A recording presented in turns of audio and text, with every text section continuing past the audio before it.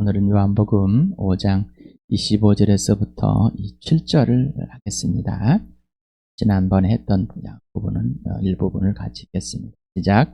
예수께서 그들에게 말씀하셨다. 내가 진정으로 너희에게 말한다. 아들은 아버지께서 하시는 것을 보는 대로 따라할 뿐이요 아무것도 마음대로 할 수 없다. 아버지께서 하시는 일은 무엇이든지 아들도 그대로 한다.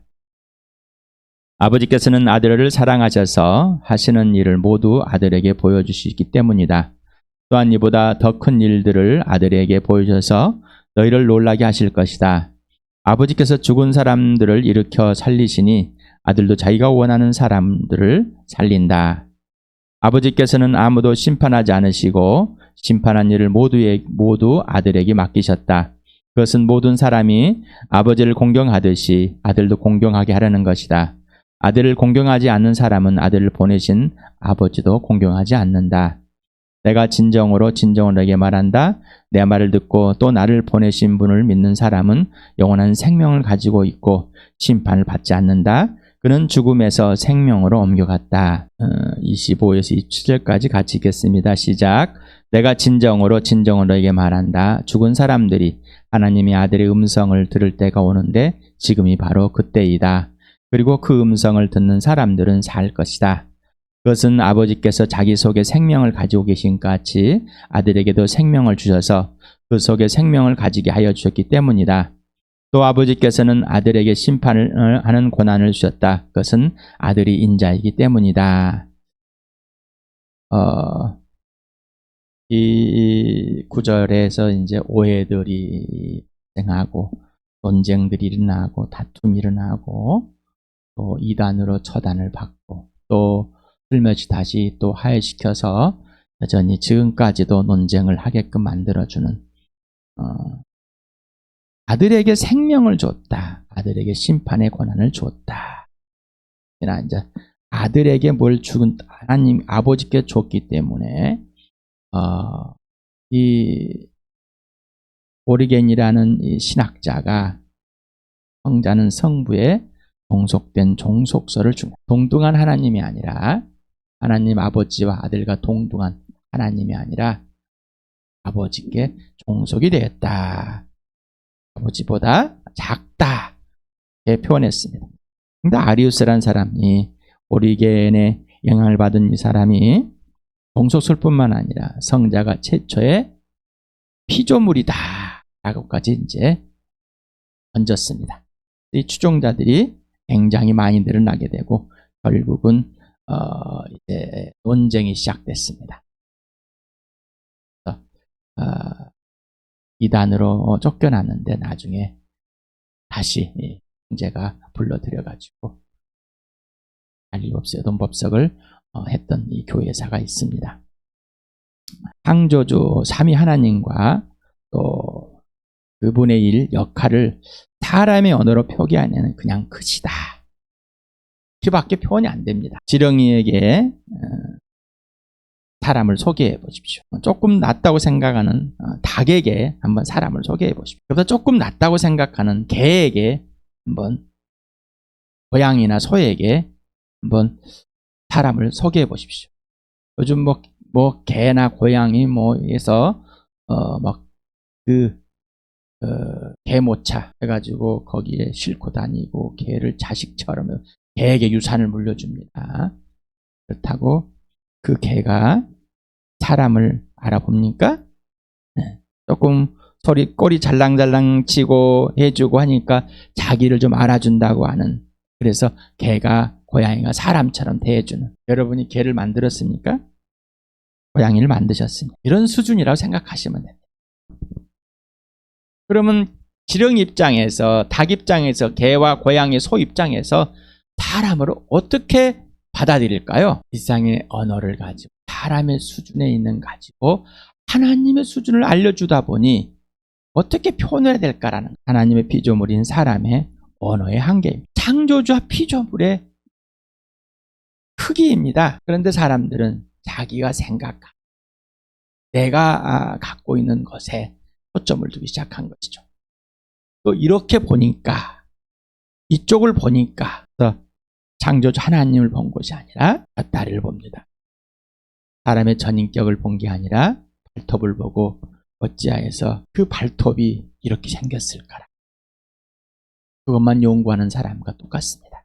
그리고 그 발톱을 가지고 전체라고, 그 사람의 전체라고, 전부라고 말하는 사람과 똑같습니다. 여러분은 그런 덕길로, 그런 편협에, 그런 가장자리에, 주변자리에 빠지지 않길 바랍니다.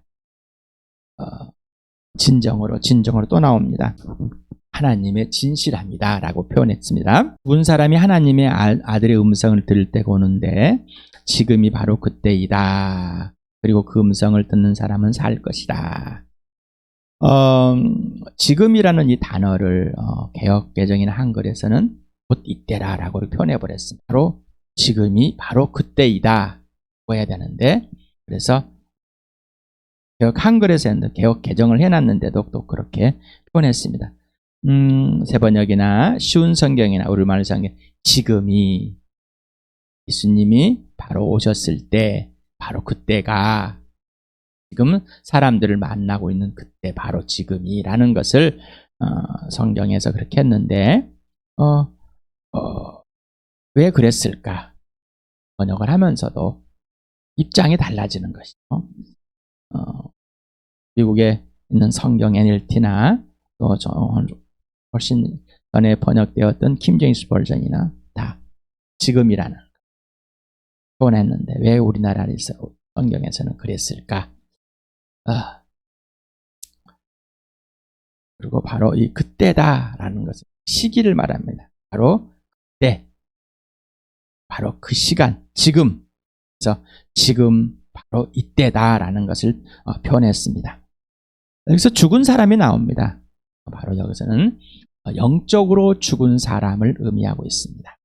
로마서 1장 28절에 영적으로 죽은 사람, 하나님을 마음에 받아들이기, 인정하기, 두기 싫어하는 사람. 그 다음에 하나님의 아들을 믿지 않고 이미 심판을 받아서 죽었다. 요한복음 3장 18절, 그 다음에 에베소서 2장 1절에 3절. 죄와 허물로 죽었다. 이미 죽었다. 영적으로 죽어있는 상태를 말합니다. 그래서 지금 하나님의 아들의 음성을 듣는데 그 음성을 듣고 그 아들을 믿는 사람은 바로 지금 영원한 생명으로 옮겨갈 때다. 영원한 생명을 얻을 때이다라고요. 앞으로 죽어서 영원한 생명을 얻는 게 아니라 바로 지금 여기에서 말합니다. 지금 여기에서. 예수를 믿을 때 바로 지금 여기에서. 그런데 교회당에 보면은 자기가 영적으로 죽었다가 살아났다는 것이 인정하는 사람이 몇 안 되려고 그래요. 우리 교회도 마찬가지. 죽은 자만이 살아야 사는 것이죠. 어떻게 산 자가 살고 다시 살아납니까? 영적으로 죽었다. 하나님 아버지를 마음 중심에 두기 싫어했다. 인정하기 싫어했다. 마음 중심에 인정했다면 하나님의 아들을 인정하겠죠. 그런데 그 아들을 인정하지 않음으로 하나님의 아버지를 인정하지 않고 있었다는 사실. 그리고 그 아버지를 인정하게 되기 전에 이미 죽었다라는, 아들을 믿지 않음으로 이미 심판하였다. 지금 누구에게 그리고 이스라엘 사람들, 유대인들에게 이 말을 하고 있습니다. 그리고 바울 자신도 너희들도 죽었고 나도 죽었다. 그것이 이렇게 표현되었다. 내 정욕대로 살았지, 내 마음과 육신이 원하는 대로 했지. 이게 바로 내가 주인 되어서 그런 거다. 그리고 이 세상 똑같다. 공중의 권세 잡은 자들, 작용하는, 바로 불순종에 작용하는 이 마귀를 따라 살았기 때문이다. 이 세상은 통치자가 마귀다. 다 죽은 거다라고 말한 겁니다. 영적인 죽음, 영적인 멸망, 심판, 사망은 창조주 하나님과의 실제적인 관계와 질서가 없는 상태. 그 관계와 질서의 확인 바로 하나님의 아들 예수 그리스도를 믿고 있는가 하는 것입니다. 엄마 뱃속에서부터 놀랍게 다 예수를 믿고 있는 사람들이 있습니다. 자기는 그래서 예수 믿지 않는 적이 없답니다. 그래서 자기는 영적으로 죽어 있는 때가 없었다는 것이죠. 놀라운 일입니다. 놀라운 일입니다. 그런 것으로 거짓 말에 속지 않기, 불순종의 자식들에게 작용하는 영을 따라 달게 하는 이 마귀를 따라서 그 성경대로 예수를 믿는 것이 아니라 자기가 원하는 대로, 자기가 바라는 대로 믿고 있다고 착각하는 사람들이 참 많이 있습니다. 출발이 분명하지도 않는데 그냥 자기 스스로 우기는 것입니다. 듣다 살아나다가 있는데 직설법 미래로 쓰여 있답니다. 직설법 미래는 아주 가까운 미래나 확정된 확실한 미래를 의미할 때 사용하기도 하는데, 또한 명령이나 의지, 가정, 조건 의미를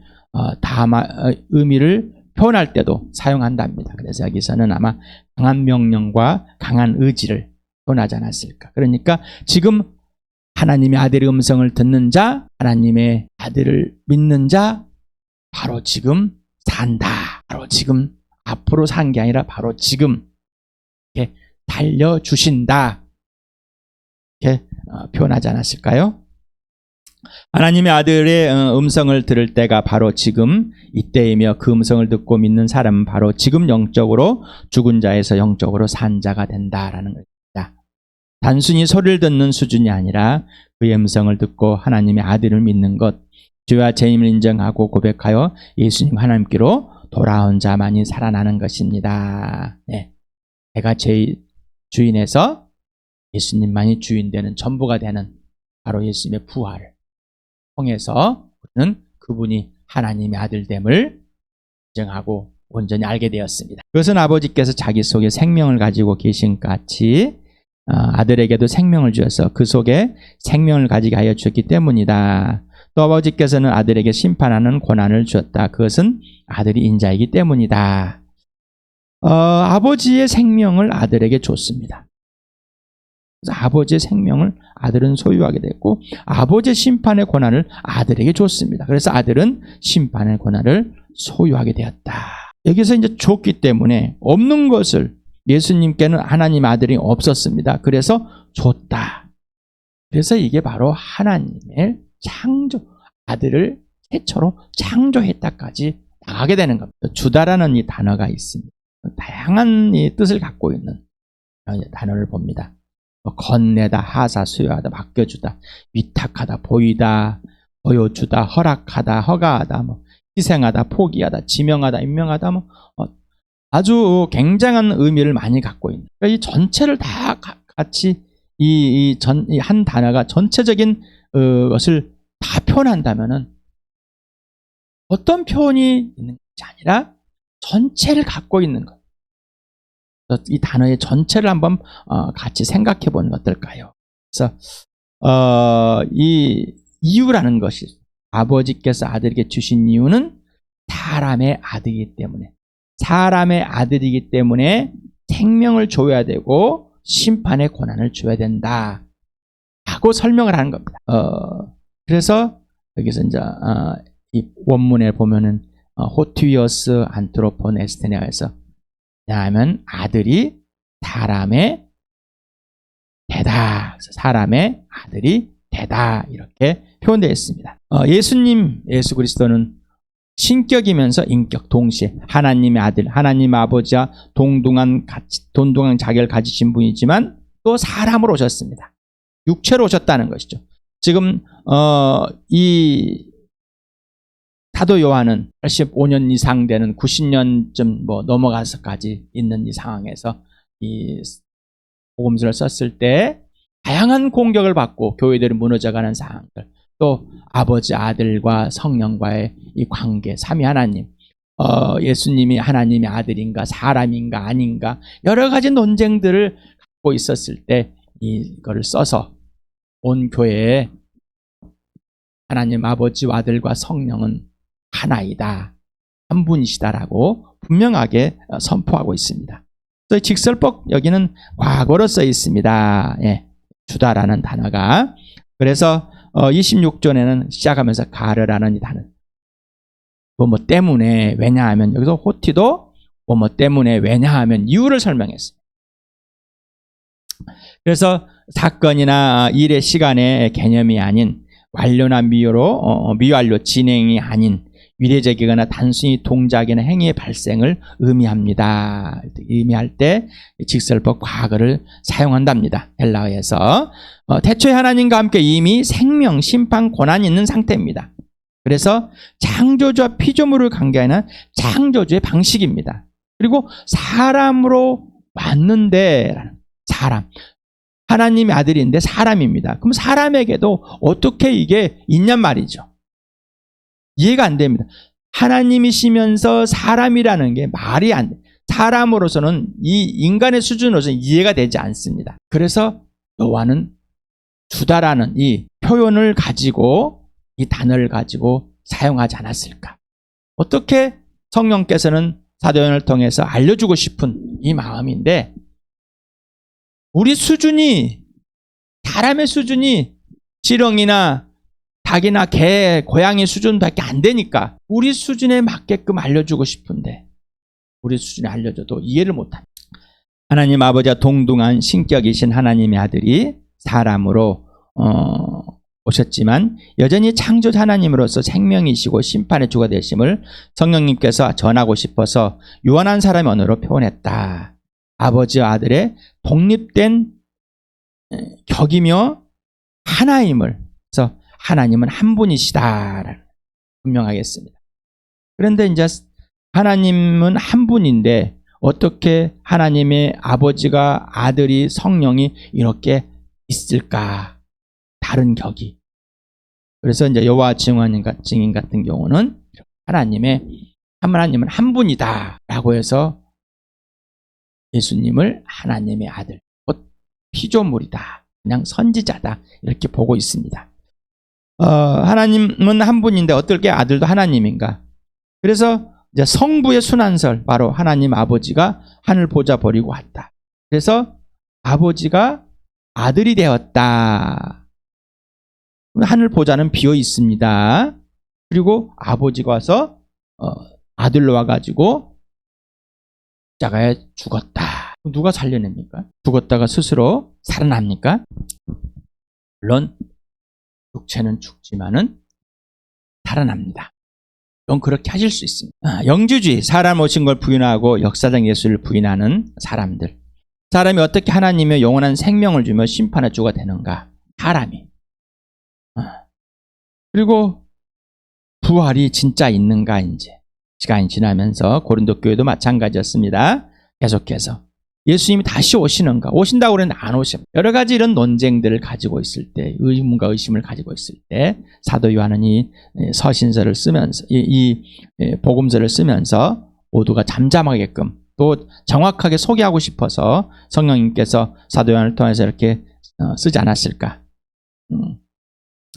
여기에 이제 히오스라는 앞에, 아들은 앞에 정관사가 없습니다. 사람의 아들이라는데 정관사가 없어요. 그래서 하나님의 아들을 지명한 것이 아니라 모든 사람의 아들이라고 우겼습니다. 또 이렇게 우깁니다. 우리 요한복음 1장 1절에도 카이데보스 헨호 로고스라는 게 있는데, 그리고 하나님이시다, 그 말씀은. 자, 그런데 이거를 정관사가 없어서 부정관사로 해석하여 하나님이 그 말씀이다로 해석하여서 하나님은 한 분이다 라고 이 여호와 증인에서는 이렇게 한다고 합니다. IVF에서 나오는 이 성경 난이 주석을 보니까 그렇게 또 해석을 하는 인용을 했습니다. 다니엘서에도 이렇게 인자라는데 히브리어에도 정관사가 없답니다. 내가 밤에 일하는 환상을 보고 있을 때 인자 같은 이가 오는데 하늘 구름을 타고 와서 이쪽부터 계신 분이고 분에게로 나아가 그 앞에 섰다 할 때도 이 예수님을 드러냈을 때 이 시에는 이 예언하는 이 모습이 또 없다. 그래서 이 정관사가 없다고 그래서 그냥 우리 마음대로 없을지라도 꼭 하나님의 아들됨을, 예수님을 분명하게 표현하고 있습니다. 또한 여기서 이 말씀은 바로 하나님이다 하는 것을 표현하고 있습니다. 그래서 사람의 아들, 인자일 때 정관사가 없다고 해서 그냥 모든 사람의 아들, 하나님의 아들 예수 그리스도를 표현하고 있는 것입니다. 여러분 어떻습니까?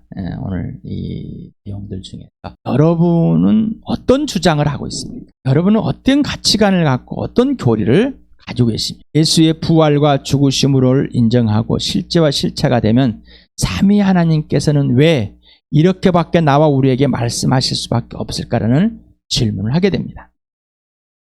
그런데 내가 생각하기에 내 입장에서 나를 대변하고 싶고 나의 것을 주장하고 싶을 때 예수님의 부활과 죽으심을 뒤로 물러놓고 나의 주장을, 내가 주인됨을, 불순종의 자식되는 자기만령을 따라가 살아가는 그 마귀의 자식으로 생각하는 것에 빠집니다.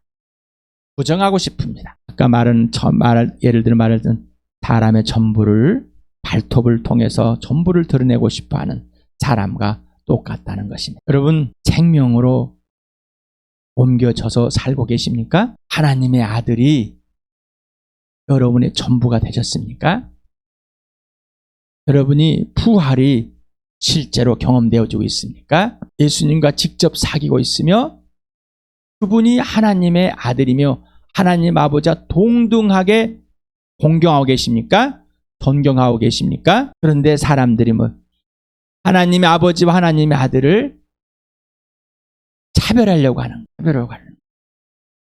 그래서 앞에 있는 말씀을 읽어보지 않고 내 입장에서 생각해서 내가 좋아하는 대로, 내가 원하는 대로 비껴나가려고 하는 것. 마귀는 이런 거짓을 심어줘서 살아계신 하나님의 아들을, 바로 예수 그리스도를 창조주 하나님으로 모시기를 꺼리게 만들어버립니다. 여러분은 어떻습니까?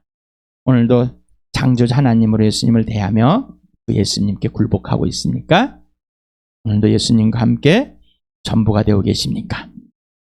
오늘도 삶이 예수님의 부활의 삶, 생명의 삶, 예수님의 고난에 참여하는 죽으심의 삶을 누리고 있습니까?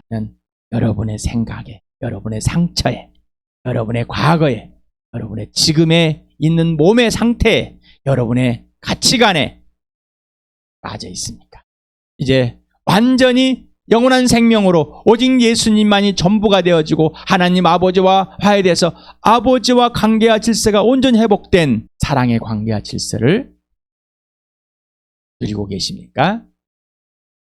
하나님 아버지께서 그 아들을 보내셔서 그 아들의 음성을 듣게 하고 그 아들을 믿는 자에게 아버지가 갖고 있는 생명, 아버지가 갖고 있는 심판, 아버지가 갖고 있는 구원, 이 모든 것을 아들과 함께 아들에게 주시고 그 아들은 우리에게 주시고 그 아들 안에 있어서 아버지 안에 있어서 우리가 아버지와 아들이 누리는 것을 동일하게 누리게 해주셨습니다. 언제부터? 지금부터, 이 땅에서부터 영원한 부활과 생명과 다시 오실 예수님을 기다리며 이 땅의 소망이 아니라 영원한 생명의 부활의 소망을 하나님이 주신 것으로 가지게 됐습니다. 우리 처음에 기도했습니다. 내가 종교들 중에서 하나를 선택했는지, 내가 소망을 가지는 것 중에서 이러면 좋겠다고 선택했는지, 아니면은 이것만이다라고 하나님께 주신 것을 선택하셨는지, 그리고 여러분이 그 안에 들어가셨는지, 이거는 흑과 백의 차이입니다. 흑과 백의 차이. 하나님의 아들이 오셔서 하나님께 그 아들을 보내셔서 유일무이하다. 너에게는 내가 창조주고 유일무이하다. 나만이 영원한 생명이고 그 아들만이 영원한 생명이고 그 아들의 생명이 네 안에 있어야지 나와 영원한 생명, 영원히 함께하는 화해되는 죄에서 의로, 심판에서 구원으로, 하나님의 자녀로, 하나님의 아들로, 하나님의 딸로 하나님 나라에 들어가 있는 복된 삶이 땅에 시작되고 전부가 되는 것이다. 우리 교회가 이 복음을 마음껏 누리는 나그네 되길 축복합니다. 예수 열방의 소망, 예수